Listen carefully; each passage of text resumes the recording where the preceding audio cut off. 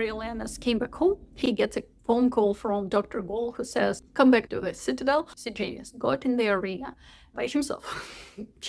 And now he's standing there by Marcus's body. Coriolanus was like, well, send peacekeepers in. But Dr. Gol said that no, someone should just sneak in there and grab him out. Coriolanus sees Dr. Gol being, you need to get in there. And frankly speaking, this moment, I disagree. Like, why not send peacekeepers in? What? The tributes would attack them so much? They could cover, they could do things, they could show some other places of this arena. It's not that there is only one camera 24/7. There are options. And yet, she wants Coriolanus to go in the arena. And again, I believe it's like another trauma for him. He has no one to back him up.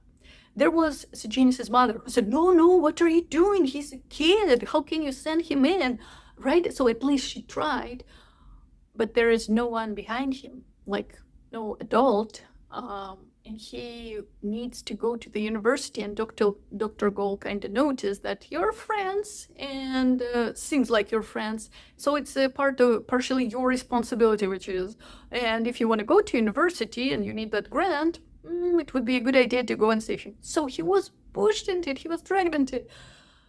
He goes there. They gave him like a suit, a protection suit, and also the peacekeepers who let him in said, we have your back. They said, just grab him, come like closer to this place, and we will wait for you there.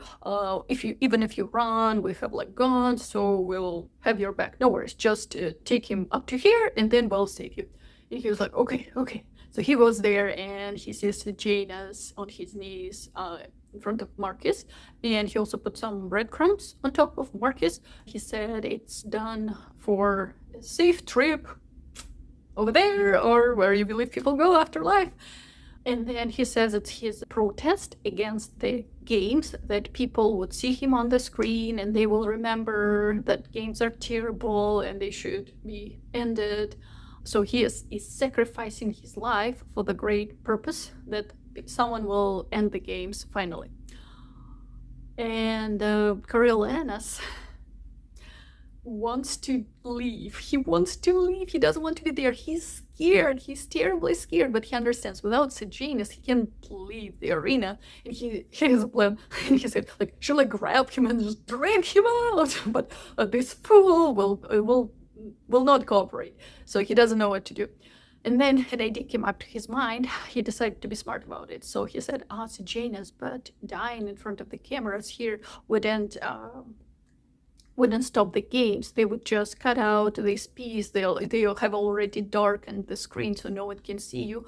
So if tributes would come, and they would come, if we stay longer here, they would end yours and mine life for nothing. It's better for you to go out, and your father is rich, so you can use his connections, and then you can build your own connections, maybe to go into politics, and then slowly have the games stopped, like for good. So there is more possibilities for you to do it outside of the arena. And Sejanus was like, oh yes, sorry, you risk your life for me, Corio. So he calls him Corio, but Corio, it's his short name just for friends. He doesn't let anyone say it except for Tigris. So he was like, why is he using Corio? But okay, we're kind of friends. And then Sejanus says, yes, sure, let's go. But once they start leaving, there is already one tribute, I think Bobbin or something like that, the name. So this guy actually attacks Coriolanus, and they start to fight. And while they fight, Coriolanus is scared, but he is fighting for his life. So he ends the life of this boy. And then there is more tributes coming, so Coriolanus and Sejanus has to run for their lives. But Coriolanus remembers, peacekeepers, they have my back. We just need to reach this place, and then they have guns, they would help us out. And they reach this place, and there's no one. Another trauma for Coriolanus. They promised to be there and help him, and there is no one. So there is a little place where they need to go through to be on the other side, and they run towards that place, and tributes are attacking them, and they have knives, so they hurt Coriolanus, and eventually Coriolanus and Sejanus left the place, and guards were on the other side to drag them out. And Coriolanus was like, "But you said you'll be there to help me," and the peacekeeper says, "I just do what Dr. Gall ordered." So it's all about her. She plotted it all, and he's done. He's done with her. He's done with Sejanus. He's like, "I don't want to see Sejanus ever again." Just no. And he comes back home. He's covered in blood. Oh, before that, first he thought hospital because he was bleeding. But no, actually they took him to Dr. Gall, who put some stitches on him and said, "Oh, I used to be a nurse." Yes. So then he comes back home. Tigress met him, like, "What happened?" He didn't want to tell her, but she said, "I can read it from your clothes. I see blood stains. I see this and that. So they made you to go into arena."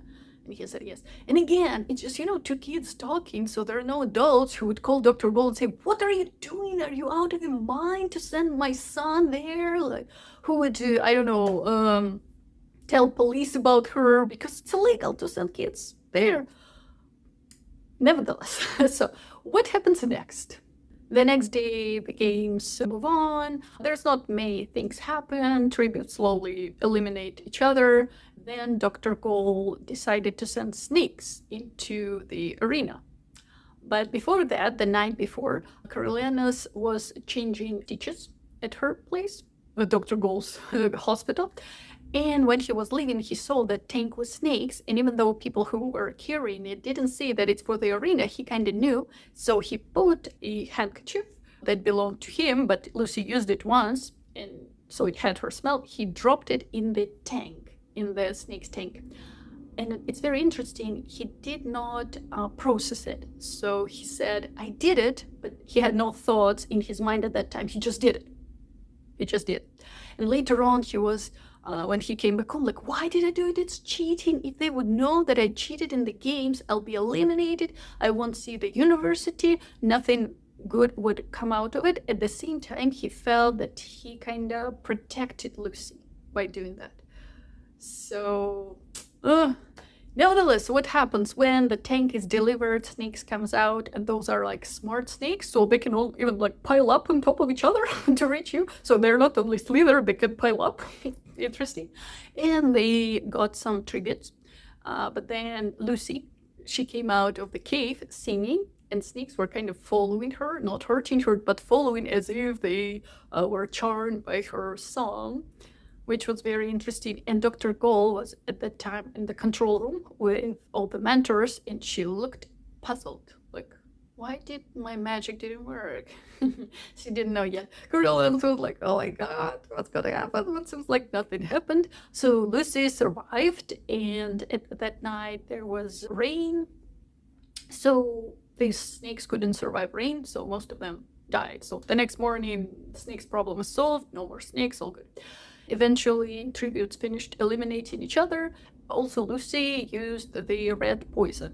So I forgot to tell about that. When it was her last meeting with Corio, he gave her mother's compact from the powder. And he didn't tell her how to use it, but he kind of let her know that, red poison, and here's my mother's compact for good luck.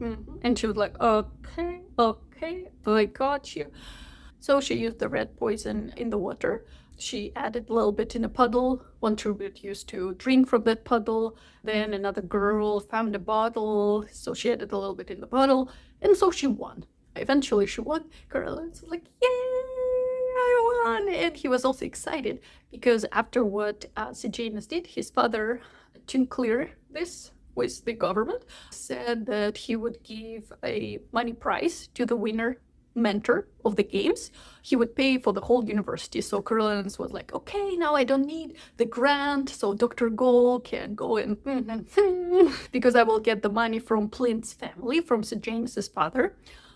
So he's so excited. Yay, this is it, I won. And Lucy is alive. He even thought maybe she would stay here in the capital. She's my girl. I saved her, even though I cheated. But now we'll live happy forever. That's what he thought. Everybody congratulated him. So he went home. And the next day, he left for districts to be a peacekeeper. Why did that happen? Turned out that night he was called by Dean Highbottom into his office, and Dean Highbottom said, "We know you cheated. We found the handkerchief in the snake's tank, and it has initials of your father, so it's yours handkerchief. Also, the compact from Lucy Gray, there was red poison, so we know that you gave it to her." And he was like, "How do you know it's my mother's compact? Like, how many compacts are there?" But Dean Highbottom said, "I used to be your father's friend. I've seen this compact a lot when your mom was around." So they said, "We know everything about you, Coriolanus. So you have two options. Option one, we tell everybody that you cheated, so you'll be disgraced. Everybody would think shame on you and on your family, so your family name would be destroyed by what you did. Another choice is to volunteer to go to peacekeepers, and then we won't tell anyone that you were cheating in the games. We'll just delete all the information. It will disappear."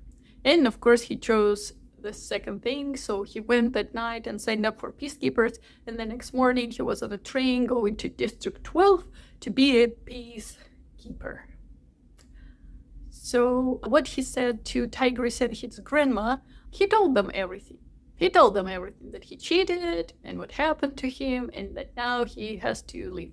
Inside, he felt that his life is over. He wanted to be a president, and now he would never become one. He would be a peacekeeper forever until the end of his days in the worst district, District 12. So he went there. He didn't have any personal belongings. He was not allowed to take them. When he arrived, he was given like a bed, like a bunk bed place at that military base where he would live from now on. He made some friends, his roommates. No one knew he was the Coriolanus Snow from Hunger Games, because turned out in districts no one watches Hunger Games. They don't even have a TV. So no one knew his story, and he was glad no one knew his story. He was wondering if Lucy would be here because it's her district, District 12. At the same time, he felt terrible. He felt that his life is over.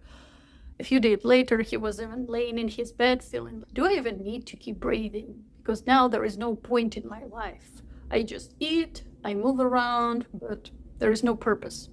And at that very moment, he heard Sejanus' voice.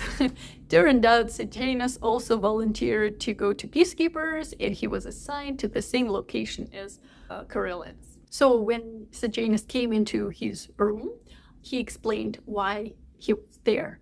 Turned out that after he got in the arena, of course, the government was not happy with him. His father tried to pay more money for this thing to be forgiven.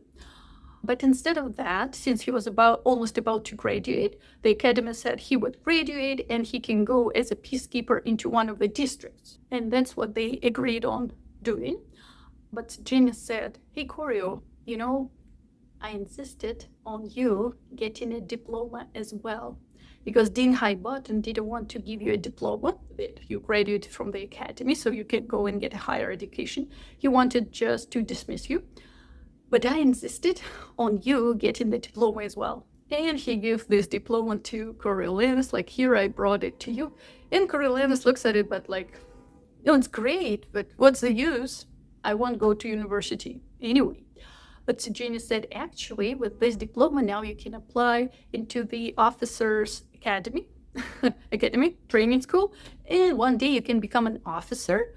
And Coriolanus is like, "Oh, well," in his mind, "maybe I can build a military career, and that's how I would raise our name again. Everybody would know Snows. Everybody would know that Snows are great." So he would go to plan like, "Oh, thank you, Sejanus. Yes, now I can do it." And that's what he did, because he was really good, persistent at study. He applied for this officer school, he took a test, and he felt really great about it. At the same time, Sejanus said, "Hey, Corio, but do you know that Lucy Gray is also back in District 12. And Carolina's heart was like, oh, maybe I'll meet her here. And when they had a free night, free out of their duties night, they went to a club that all the peacekeepers would go to when they have a day off. In this club, Kobe, including Lucy Gray, were given shows. That's where Coriolanus met her at first. When she saw him, she was also happy. She was like, yes, we're going to be together. And they were kind of together, but turned out that Lucy's ex is also there.